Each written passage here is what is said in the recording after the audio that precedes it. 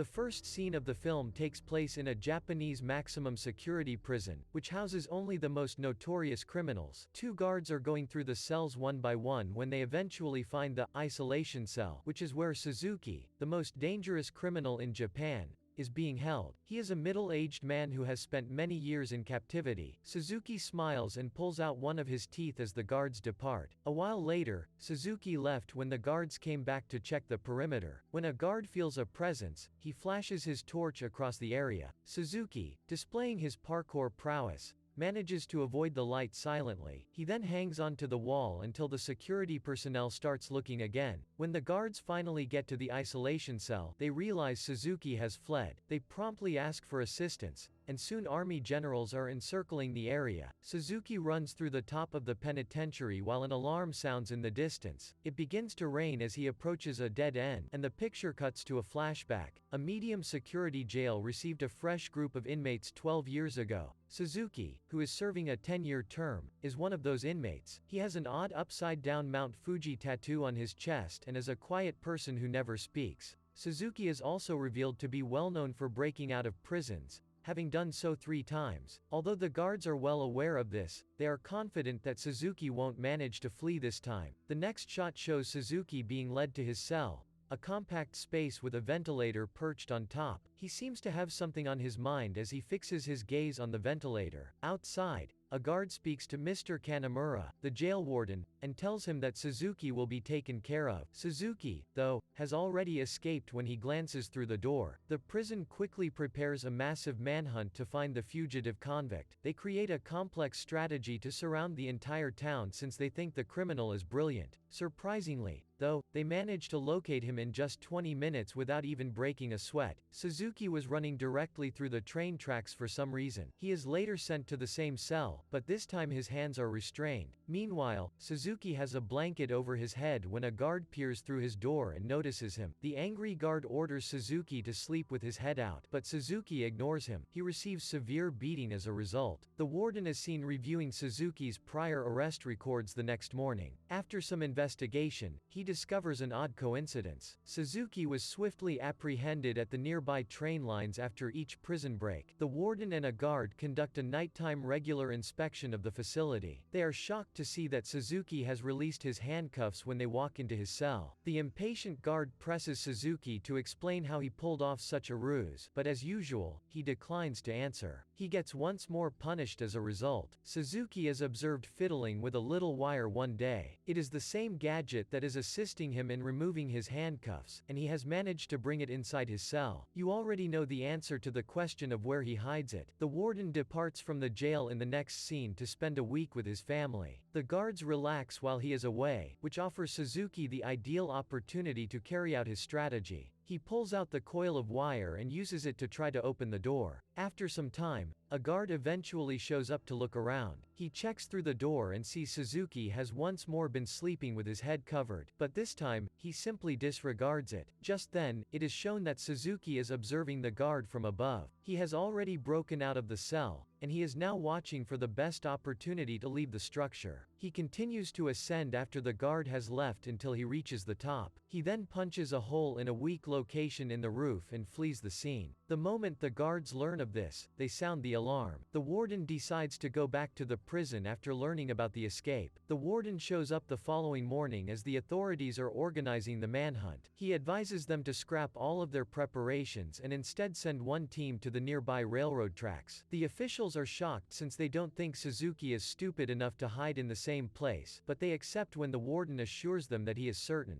Unexpectedly, his forecast comes true, and the fugitive criminal is once more apprehended close to the railroad tracks. As soon as he leaves the prison, it looks as though all of his intelligence starts to dwindle. The next day, the warden receives a promotion to a senior position at the Ministry of Justice as compensation for his quick thinking. He must now forsake his responsibilities at the prison. His new responsibility is to travel to several prisons across the nation and assess the inmates' living quarters. Suzuki, on the other hand, manages to escape his cell once more and is caught close to the railroad tracks. He is moved to various prisons as each each year goes by, but none of them can keep him there. As a result, he is dubbed the Breakout King by the media, and he gains cultural significance. He eventually gets so well liked that children begin to look up to him. The movie then jumps ahead 12 years to the point where Suzuki is being moved to the central prison. This time, he is being closely watched because several guards have been tasked with watching over him. Even his cell, which is made of concrete and has numerous locks on the door, is a nightmare. We learn that this is the identical isolation cell that we first saw at the beginning of the film. As soon as the guards are gone, Suzuki searches the entire cell for anything that might allow him to escape. One day, a guard delivers food to Suzuki's cell and places it there. Suzuki unexpectedly handcuffs him and tries to injure him as he is ready to depart. The guard as a result whistles and signals for help. Several men quickly show up and beat Suzuki to a pulp. When he awakens, he peers through the door's little gap to watch the guards as they walk. Blood seeps into the iron bars from his face as he works. The guards hope that Suzuki won't be able to unlock his handcuffs this time by adding a few extra screws the following morning. They punish him with yet another terrible act before leaving. Suzuki begins to live out his days in this manner. He purposefully assaults the security personnel, is thrashed, and leaves blood on the iron door bars. One day, he was beaten by the guards so severely that one of his teeth broke off. Suzuki snatches it up unexpectedly and grinned like he had planned it all along. Suzuki is seen using his tooth to make a mark on the wall in the following scene. When a guard is present, he instantly inserts the tooth inside his mouth where it belonged. Suzuki strikes another guard a few weeks later. This time, he goes too far and receives the harshest penalty. They bring out a lengthy chain, tie him up, and force him to assume a challenging position. He remains in the same condition for days. In an unexpected turn of events, Suzuki begins singing one day. He can now be heard speaking. The narrative then jumps ahead a year, but poor Suzuki is still receiving the torture. He has begun to resemble a castaway, and maggots can be seen crawling through the cuffs on his hands. Thankfully, the guards eventually enter his cell that evening and remove the chains.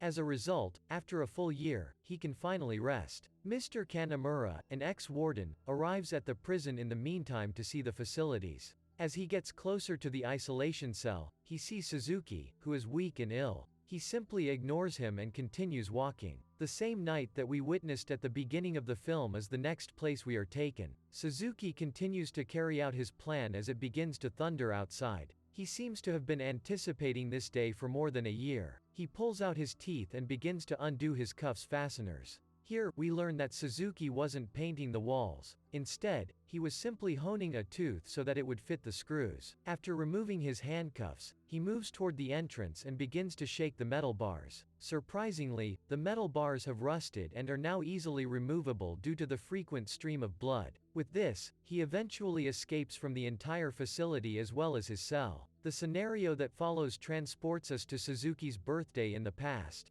While his father is languishing in jail, his mother passes away due to problems during childbirth. He is consequently reared by his extended family. One day, Suzuki is practicing parkour in the woods when his fugitive father unexpectedly approaches him. After some time of friendship, Suzuki finds that his father has an identical tattoo on his chest. Sadly, their conversation is cut short as the police show up and start pursuing the father. As a result, Suzuki resolves to one day meet his father. Returning to the present, Suzuki is stopped by Mr. Kanamura as he is once more going through the tracks. He is asked to halt by the former warden, and surprisingly, he does. After a while, some guards show up and remove him from the area. The director of the criminal division instructs Mr. Kanamura to accompany Suzuki to the prison aisle, the world's most lethal prison, after realizing that even the strongest prisons could not contain Suzuki. There are no other prisons like the prison aisle. It is situated amid the ocean, surrounded by exceedingly hazardous currents. Additionally, sharks can be seen in the neighboring waters, making escape impossible. The penitentiary's interior is just as scary. Around the facility, hundreds of guards are authorized, and anyone attempting to escape is shot dead right away. Additionally, the inmates are fed poisoned food, which gradually drives them insane. Suzuki gets imprisoned inside his cell as soon as he arrives at the location. Suzuki is confined throughout his entire body by the cell, which is a collection of rods put together. He is therefore not allowed to move a single inch, much less run away.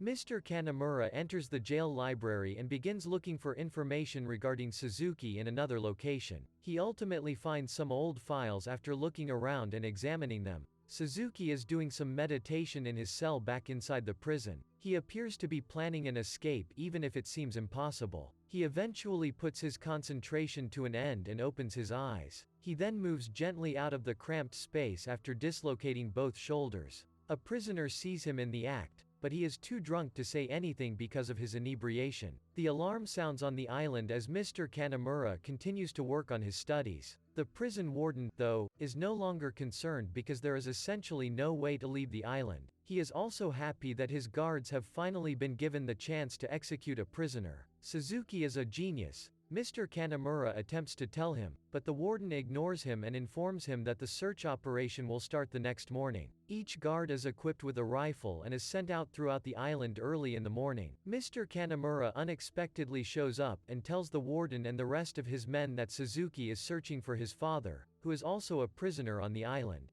Everyone is shocked by this, and this is where the truth is at last made known. It turns out that Suzuki had everything planned out from the beginning. To eventually reach Prison Isle, he purposefully put himself in prison and managed to escape from there each time. His major objective is to locate his father and flee with him. In another scene, Suzuki sees his father for the first time, and they share a touching reunion. Sadly, Mr. Kanamura, the warden, and a large group of other guys are also making their way to the same place. Surprisingly, Suzuki and the elderly guy had already left when they arrived. In the film's last scene, Suzuki leads his father to the edge of the island, where he is waiting with a paraglider. The two then climb on the glider and take off. In the meantime, Mr. Kanamura tries questioning an elderly guy who shared Suzuki's father's room. He is startled when he suddenly finds a similar tattoo on the man's chest. Suzuki has escaped with the wrong man after all these years of plotting, Mr. Kanamura explains as the film comes to a close.